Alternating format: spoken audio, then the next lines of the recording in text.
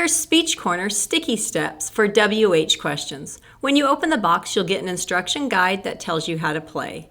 Then you'll get the contents. Inside, you're going to get 4 sets of rectangular question cards. They target who, what, where, and when.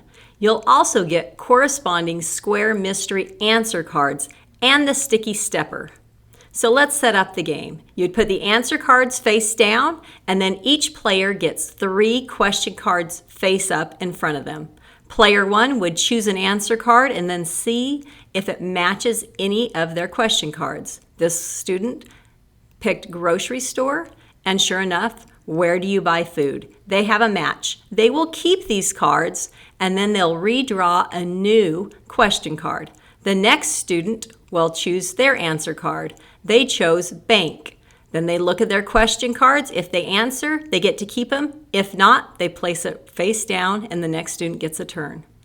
Throughout the game, you might draw a coin, which means you get to keep that card and go again, or you might draw a stinky poop or sticky gum card. Those means you lose your turn. WH questions for sticky steps.